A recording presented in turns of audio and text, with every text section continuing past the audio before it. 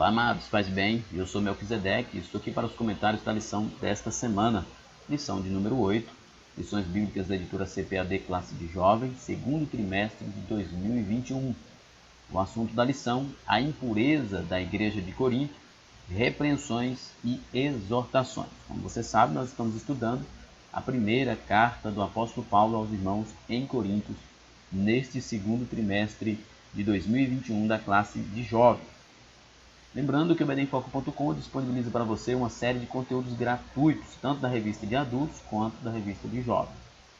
Aula em vídeo, aula em áudio e subsídios em PDF, totalmente gratuito. Acesse www.bdemfoco.com e confira. Temos também o conteúdo prêmio para você que é assinante. Se você ainda não é assinante do BDEmfoco.com, seja assinante e tenha acesso ao conteúdo prêmio, tanto da revista de adultos quanto da revista de jovens. Os slides em PowerPoint, curso baseado no tema da lição e estudos em PDF. Uma série de conteúdos que vai ajudar você na sua escola bíblica dominical. Acesse www.bdemfoco.com e confira. Nós temos também um canal no WhatsApp onde você pode receber subsídios gratuitos. É só você mandar uma mensagem com o seu nome e sobrenome para 984092869. Vou repetir, 94DDD 984092869. Bom, nosso texto do dia diz o seguinte: alimpai-vos, pois, do fermento velho, para que sejais uma nova massa, assim como estáis sem fermento, porque Cristo, nossa Páscoa, foi sacrificado por nós. O apóstolo Paulo usa aqui essa figura do fermento para repreender os irmãos ali na igreja de Corinto, dizendo para eles que eles, como cristãos, não deveriam viver nas práticas que eles viviam como pagãos. Então, aqui Paulo nos dá uma lição importante de que, de fato, aqueles que estão em Cristo, nova criatura são, as coisas velhas se passaram, tudo se fez novo. É inadmissível alguém que se diga cristão, salvo, ainda viva na prática do pecado.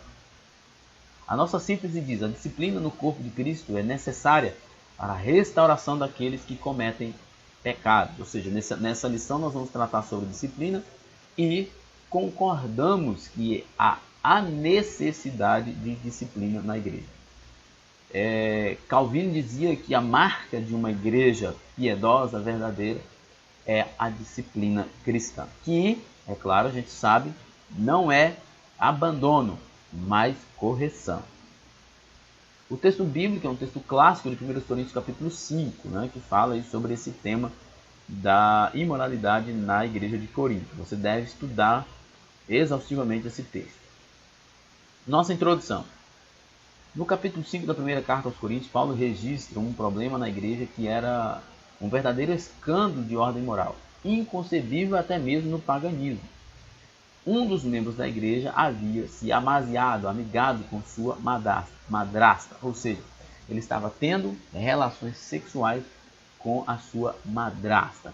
E aqui o comentarista lembra que o problema era de ordem moral inconcebível, que até no paganismo era inconcebível. Isso mesmo. Até os pagãos rejeitavam esse tipo de prática e dentro da igreja de Corinto estava sendo aceito. O apóstolo censura duramente a igreja, que parecia estar indiferente com a vexatória situação. Então, ele propôs uma ação que não era e continua não sendo agradável: a aplicação da disciplina para a preservação da igreja com o corpo de Cristo. Então, nós temos aqui duas situações. Paulo propõe a disciplina, a correção, mas ele também exorta a igreja, porque a igreja parecia estar indiferente àquela situação.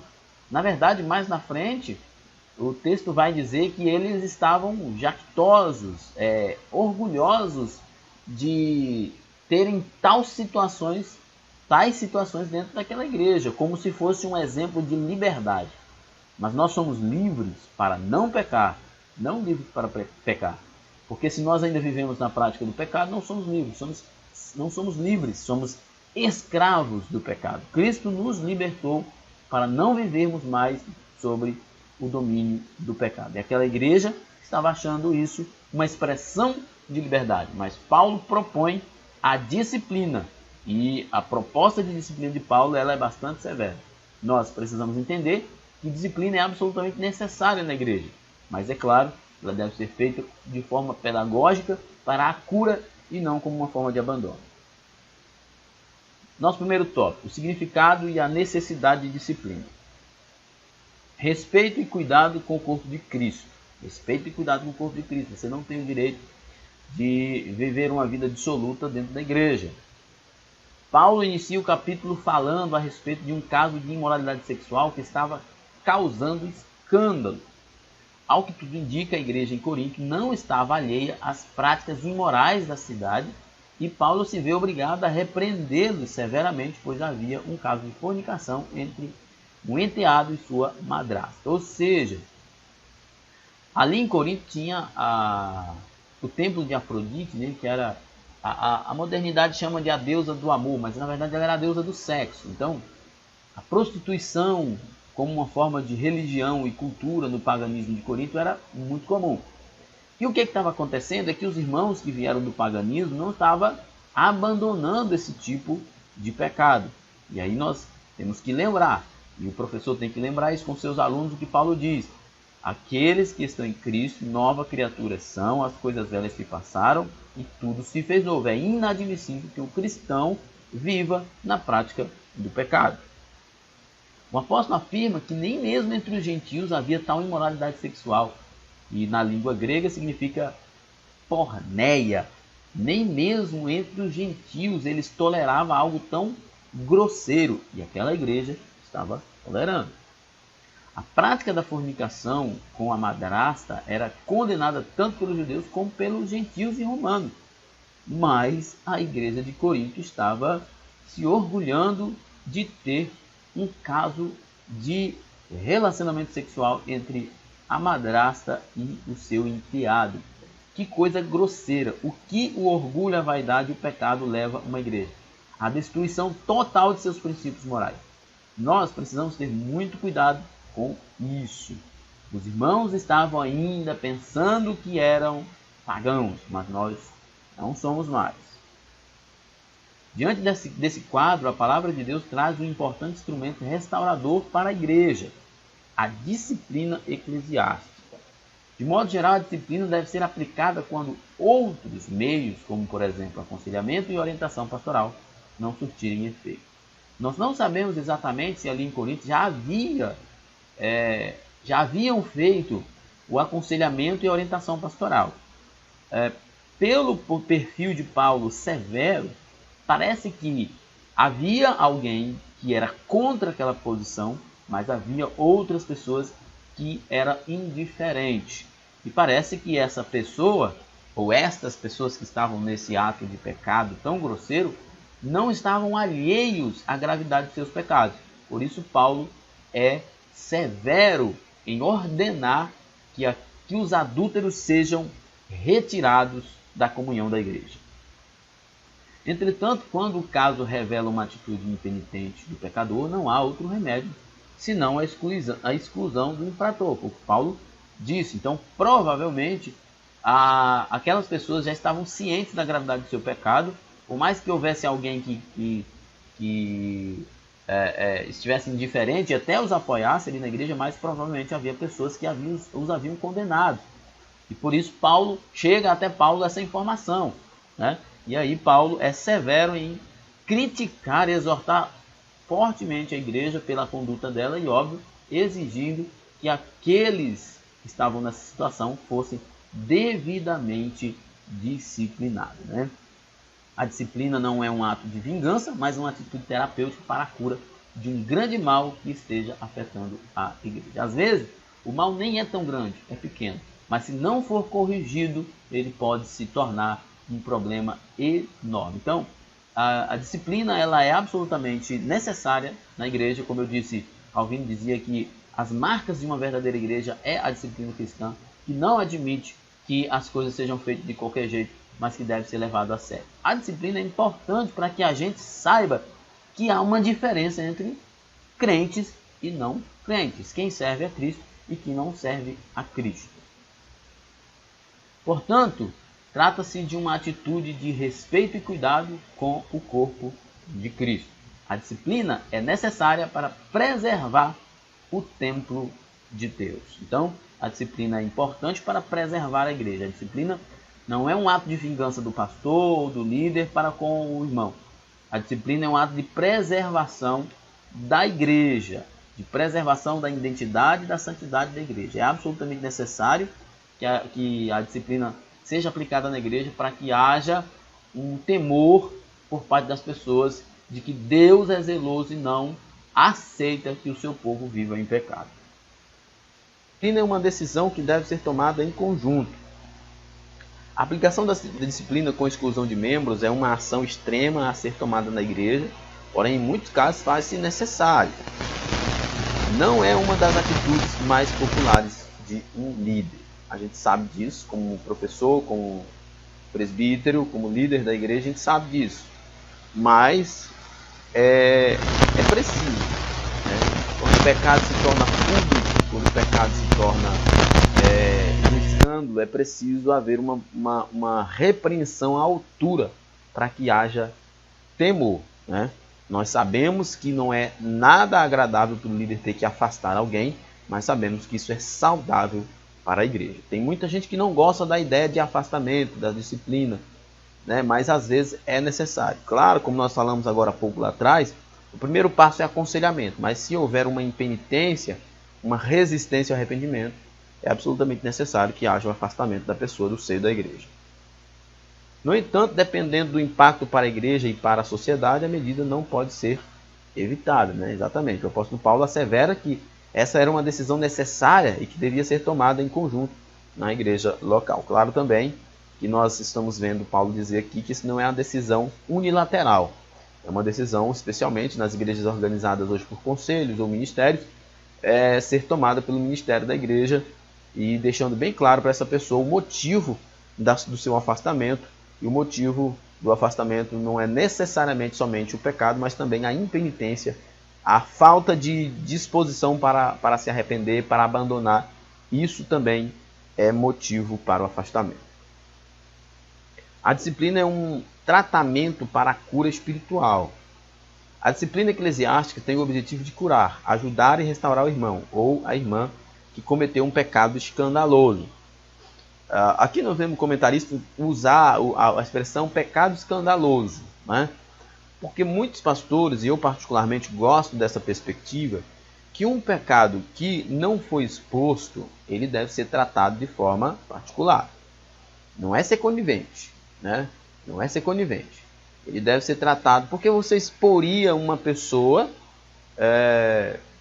se o pecado dela não é um pecado público, né?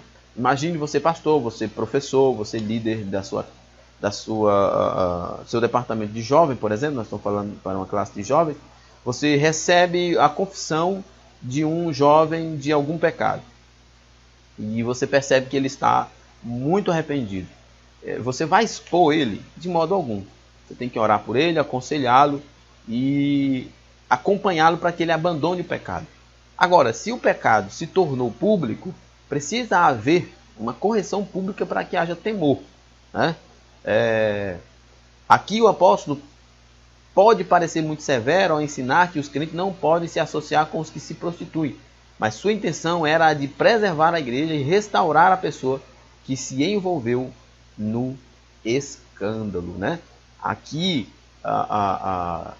o apóstolo está dizendo o seguinte: é ruim essa associação tanto para a pessoa que está em pecado quanto para a igreja. Então é preciso fazer essa separação até que tudo esteja resolvido. Volto a repetir o que nosso comentarista falou agora há pouco.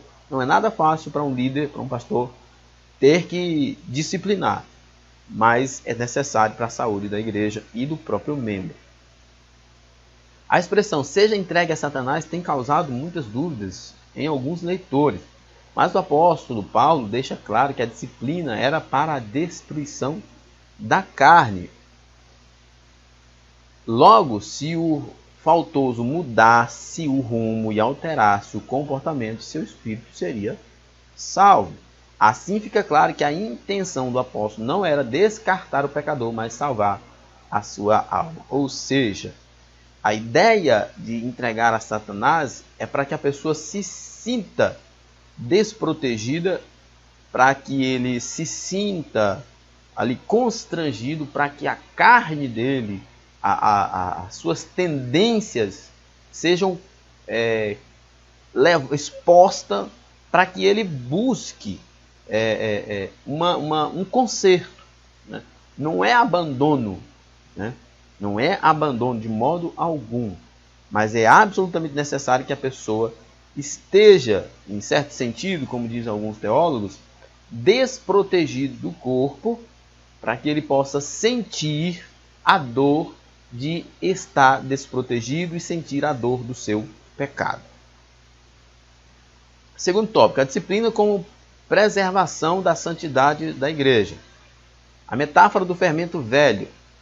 Para mostrar o quanto era nociva a atitude displicente e indiferente da igreja para com o caso grave de fornicação que estava acontecendo, Paulo recorre a uma analogia usando uma figura de linguagem da tradição dos judeus.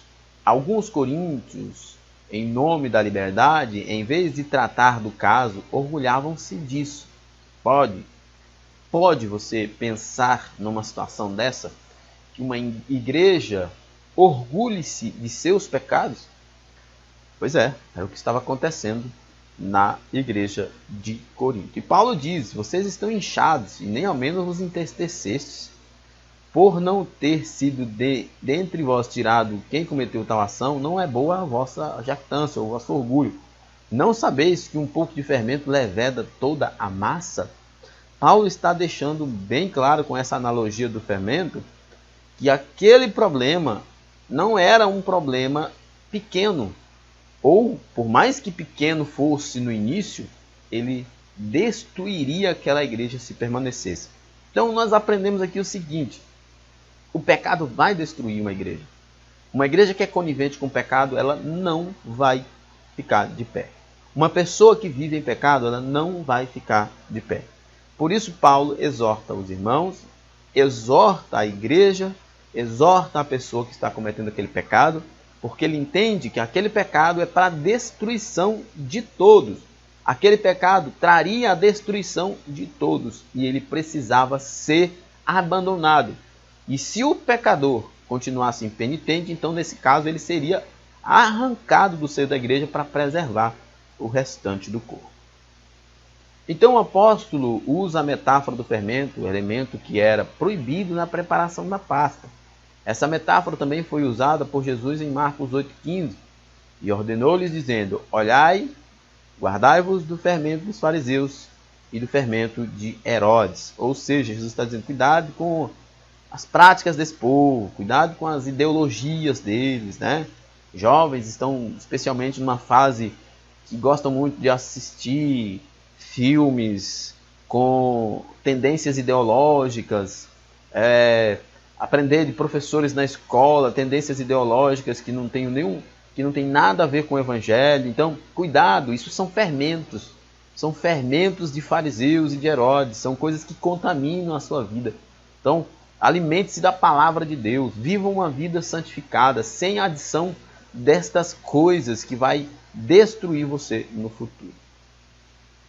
O próprio Paulo também fez uso dela em Gálatas 5,9, um pouco de fermento leveda toda a massa. A ideia sempre é de que uma ideia ruim, no meio de muitas ideias, vai acabar destruindo as outras. Uma pessoa impenitente que não é corrigida no meio dos outros vai acabar comprometendo os outros. Lembra da velha história de uma maçã podre apodrecer todo o cesto de maçãs?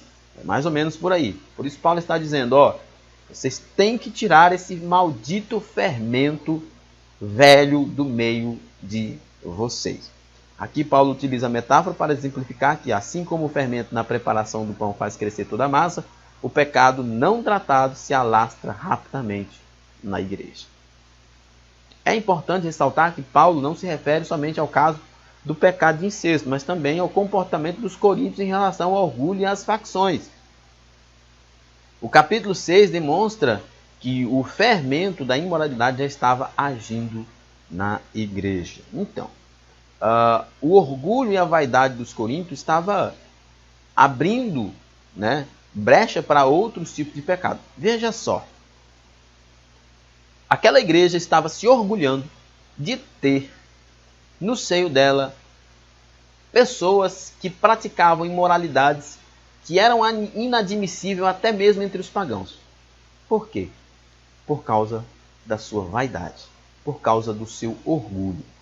Olha só, aprenda uma coisa. Como dizia C.S. Lewis, o orgulho é uma galinha que choca todos os outros pecados.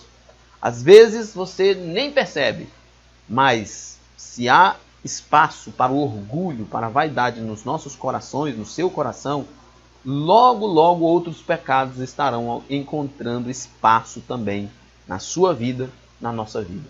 A igreja de Corinto, orgulhosa, vaidosa, começou a ter facções, começou a ter inveja, começou a ter litígio entre os irmãos e, por fim, começou a praticar pecados que eram inadmissíveis até entre os pagãos. Exortação à pureza cristã. Da mesma forma que durante a celebração da Páscoa, a celebração da ação libertadora de Deus na saída do Egito era lançado para todo tipo de fermento, assim também a igreja deveria se purificar retirando do seu meio todo tipo de pecado.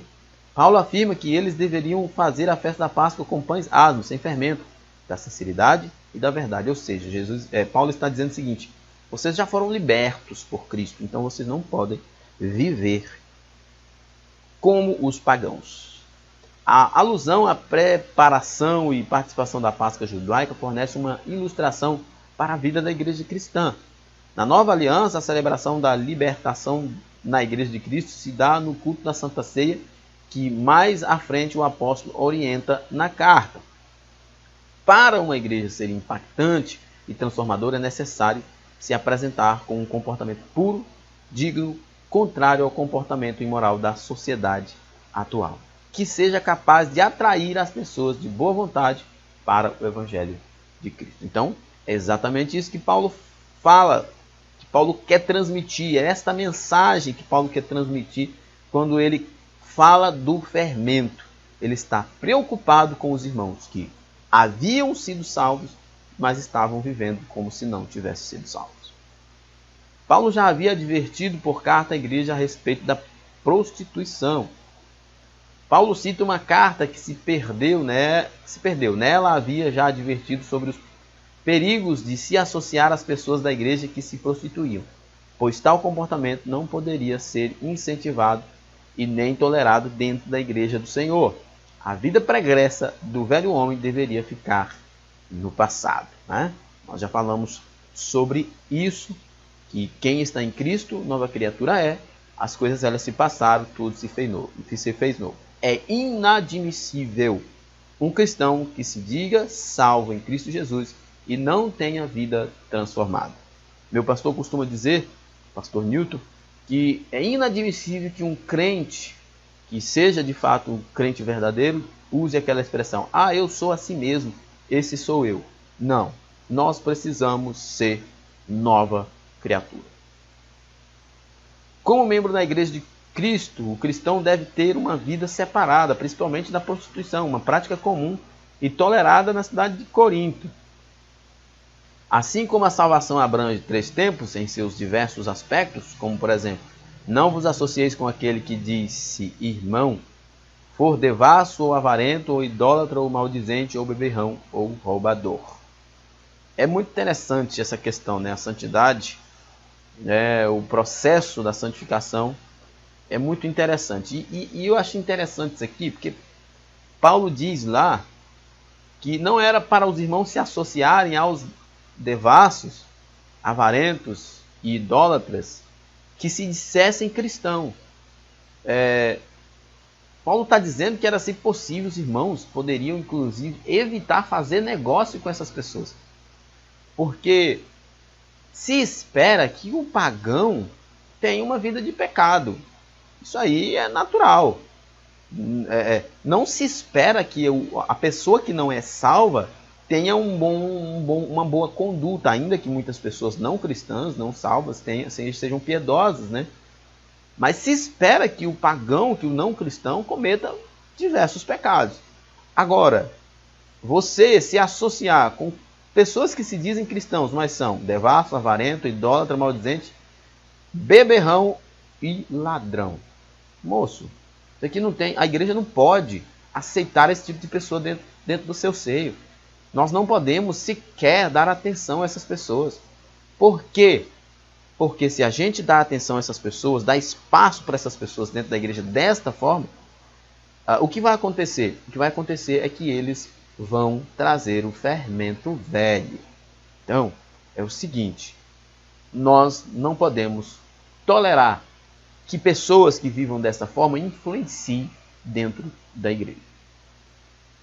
Ele ainda acrescenta que com tal, nem ainda comais, né? Era costume dos judeus, se você recebesse alguém em casa para comer, aquilo era uma refeição muito importante, sagrada, né?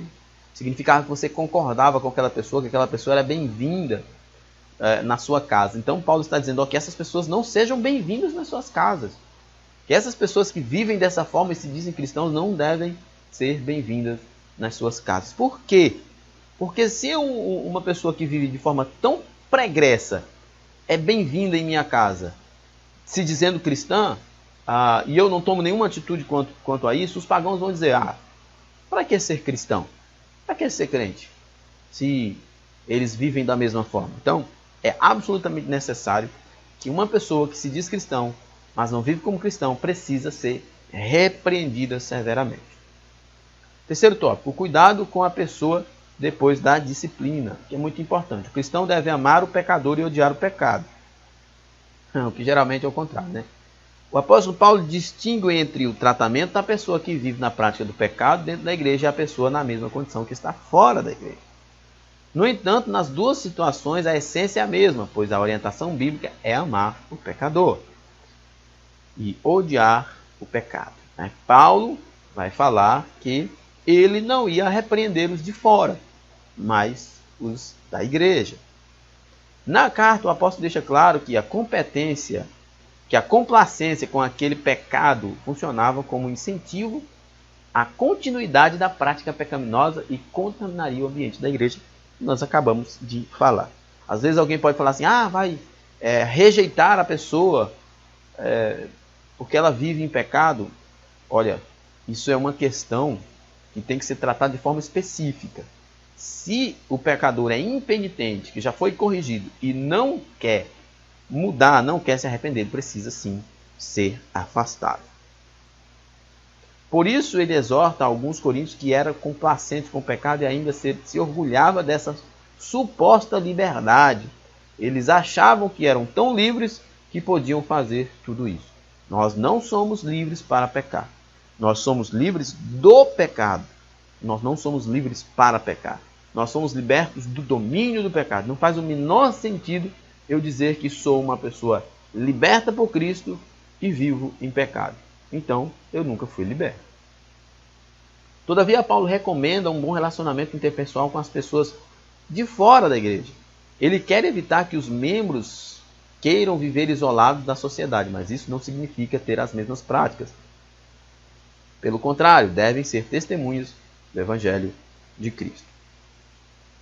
É fazer essa distinção, né? Paulo faz essa distinção, que os irmãos poderiam negociar, sentar à mesa com os pagãos, no sentido de recebê-los na sua casa, cumprimentá-los, ser amigos, ser bons vizinhos.